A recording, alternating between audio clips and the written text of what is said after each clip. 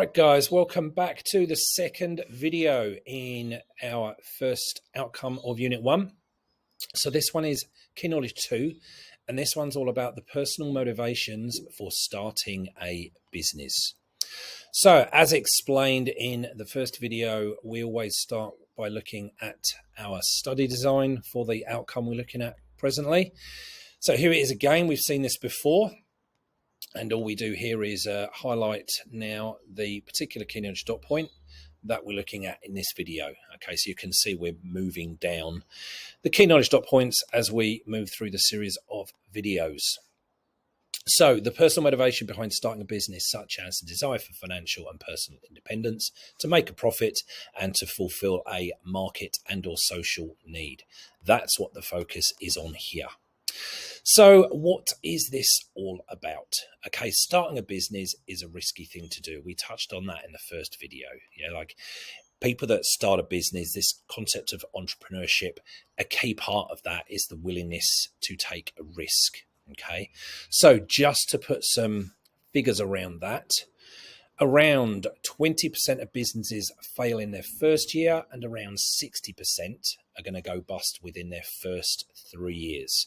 So you can see there, that's a pretty high chance of failure if you're planning on setting out down this path of starting a business.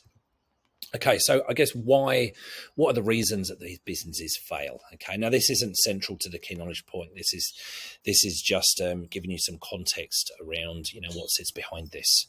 Okay, so top reasons businesses fail. So I've got this from a business website called CB Insights, and they're saying these are the reasons that businesses fail kind of in order.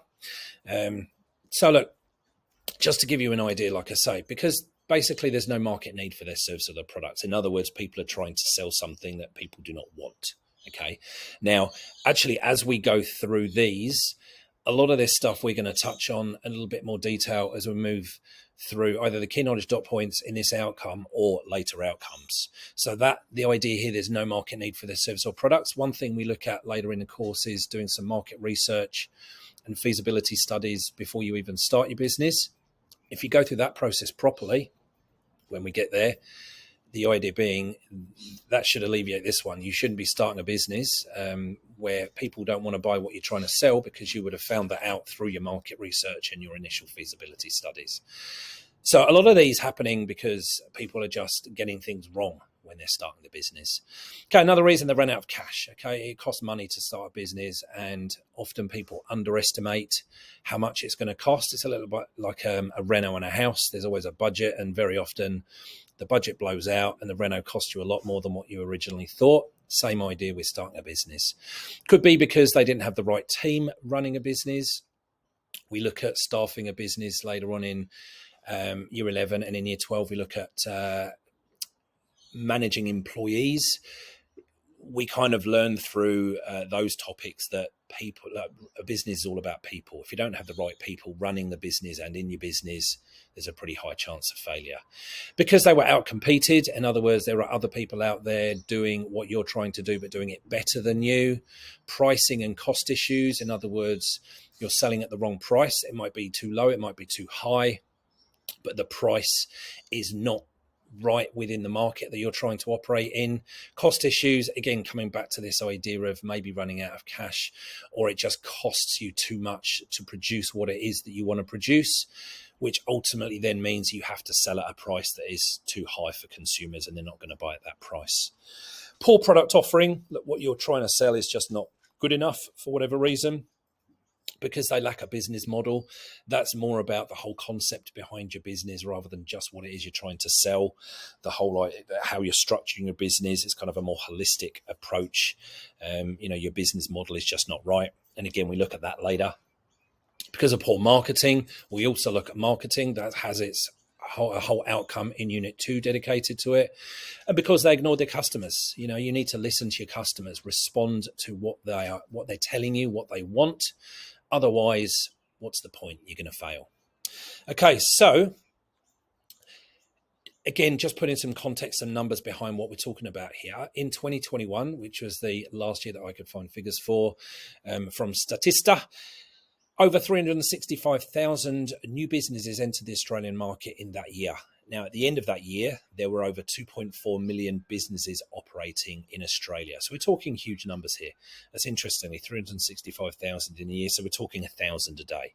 So basically 1,000 new businesses are being started every day across Australia. So if we're applying that 20% statistic failing in the first year, that's over 70,000 of those new businesses in 2021 failing before the year was out. Okay, so it's just giving you the idea that, or emphasizing this idea that starting a business is a risky thing to do. Okay, so coming back to where we were before, this idea of 60% going bust in their first 3 years, that's a high figure. So more than half of businesses are going to fail within their first 3 years. So now we get to kind of the crux of this particular key knowledge dot point, or this topic. If the chance of failure is so high, why is it that people choose to throw themselves into the unknown and go down this route of starting their own business? Okay, that's kind of where we're going with this. Now, the reality is that there might be lots and lots of different reasons or combinations of reasons.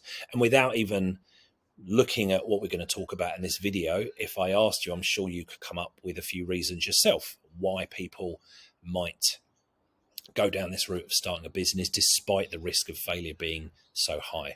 I'm sure all of you could come up with at least a couple of reasons why people might still choose to take that option. But I'm going to talk about something here which now applies throughout the course, and you're going to hear me say this term plenty of times, and the term I'm talking about here is stick to the script.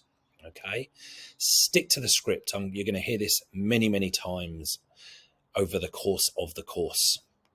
Now, in our case, the script is basically the study design. Okay, so the script, when I say stick to the script, script means study design, and this is really, really important. Demonstrate to you here. So if we come back to our study design, I've highlighted 3 of the key knowledge dot points that we cover in this first outcome, one of them being the video today, which is why I'm introducing this idea here. So if you look at what it says there, okay, so this first one that's highlighted, the top one, the personal motivation behind starting a business, and then it says such as, and then it gives us a list of like options, if you like. If you look at the second one that's highlighted there, sources of business opportunity, such as, and then again, it gives us a list of options. And then the third one, the methods by which a culture of business innovation, blah, blah, blah, may be fostered, such as, and then it gives us a list of options. When you see these like lists in the study design, your answers need to focus on those and not anything else that you may have made up yourself.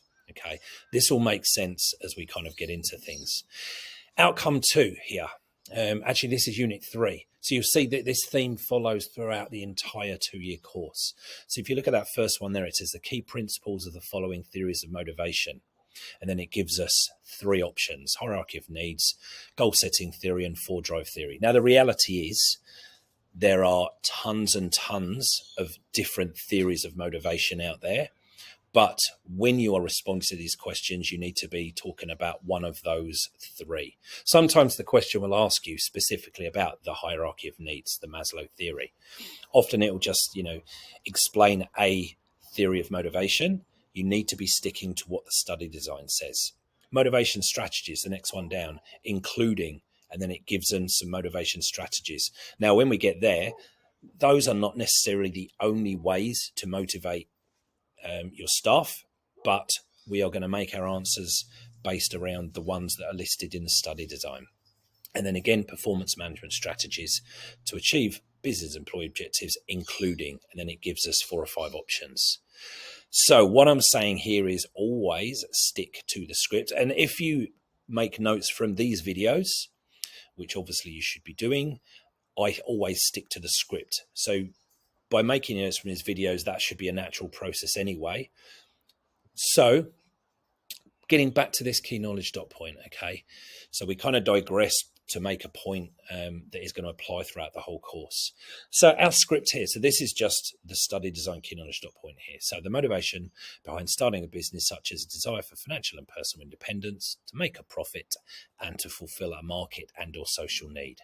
So if we just kind of break that down into something that's a little bit easier to see, basically the study design is telling us there are 5 motivations for starting a business. Now, as I said earlier, if I'd have asked you before we even got into this, okay, each of you give me a couple of reasons people might start a business, the reasons that you gave me might actually sit within this list. I'm pretty sure making a profit probably would be a key one, a lot of you would have said. And some of you might have come up with reasons which could be quite valid, but do not sit on this list. So what I'm saying is ignore those, just stick to what the study design gives us. So our video is going to focus on these 5 reasons or these 5 motivations. So getting into motivation 1, so the desire for financial independence. Okay, so what we mean here is basically your income not being determined by someone else. Okay, so working for someone else, you get paid a wage or a salary. So the idea here, if you're desiring financial independence, you don't want that. Okay, you don't want to rely on an employer for an income. You want to have your income, your earnings, directly related to the success of your own actions and your own abilities. Okay, the idea also, the potential to become wealthy enough at an early age, like this idea you're never going to get rich working for someone else is absolutely true. Like there are people out there, I guess it depends on what you mean by rich, yeah, but you're not going to get properly rich by earning a salary working for another business. Yeah, you can earn, there's people out there earning, crazy salaries, but generally speaking, if you want to get rich, you're going to have to do it yourself. Okay, so that's what we mean by the desire for financial independence. The second motivation listed in our study design was the desire for personal independence. Okay, so what this is all about is the freedom to choose when you work, where you work, who you work with. If you think about it, if you're working for somebody else, those things are determined for you. You don't have a choice around that. Achieve greater work-life balance, possibly. Now, if you think back what I said in the earlier video, it takes a lot of, particularly in the early stages of starting a business, is a lot of hard work and generally a lot of long hours. So this idea of a greater work-life balance might be more of a long-term goal potentially. It would be very unusual to start your own business and you've immediately got this great work-life balance. It's just kind of not how things work. But ultimately, down the road, in the longer term, that might be one of your reasons for starting a business. More control over your own destiny rather than it being determined by somebody else. Not having to work for a boss. That's a huge one for a lot of people. Okay, people often just don't want to work for someone else. They'd much rather just work for themselves. Not working towards someone else's objectives or goals. In other words, the business that you're employed by. Why work towards the goals and objectives of the people that own that business? Why not work towards your own goals and objectives instead? And running things the way that you want to. Okay, so kind of a combination of all of those things could be listed under your desire for personal independence in terms of a motivation for starting a business. Okay, the third one, to make a profit. Now, this kind of closely links to the first one about achieving financial independence. So yeah, like number 1, the potential to earn more money and the potential to become rich. Now, the thing to bear in mind with this one is that very often in the early days, businesses actually make a loss. Okay, so this motivation is really important to get through those early stages. Often you're going to go into starting a new business knowing that for a certain period of time, it might be the first year, it might be the first couple of years, you're actually going to be losing money, but you're accepting of that with that kind of longer term end goal in place. But yeah, to make a profit, to get rich, all of that good stuff.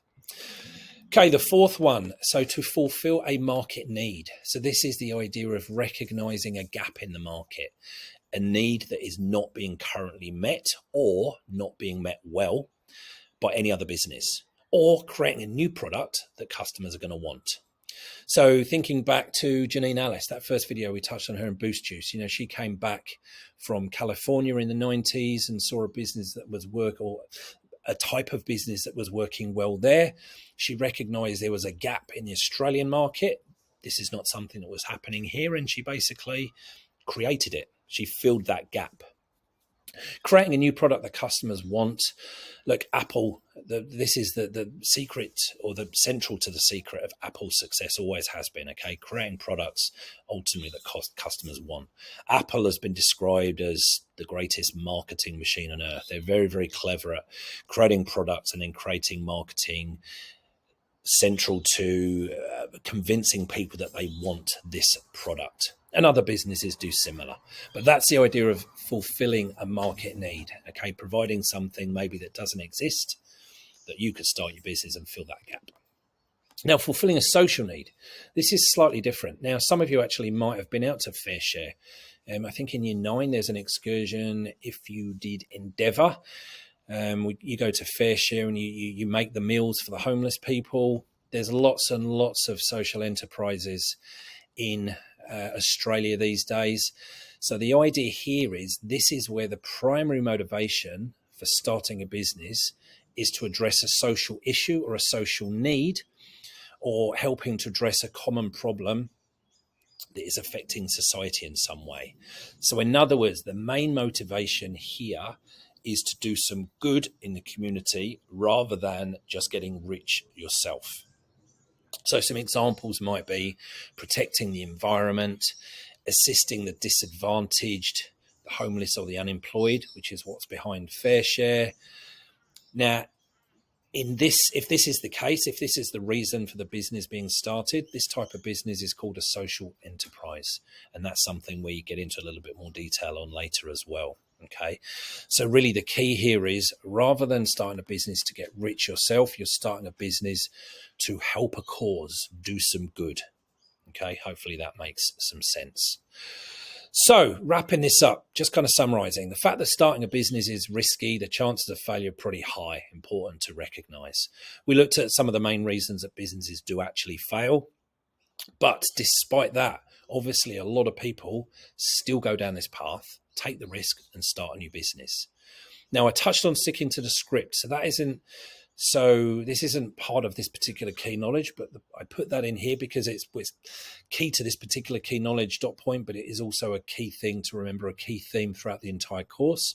But then we got on to the bottom one there. That's really the focus of this key knowledge dot point. The 5 reasons that people do make this choice of starting a new business as per the script. In other words, the study design. So hopefully, again, you've got some good notes that you will later refer to for the SAC and also for activities in class for the SAC and for the exam. So that wraps this one up. I'll see you in the next video for Key Knowledge 3. Cheers for now.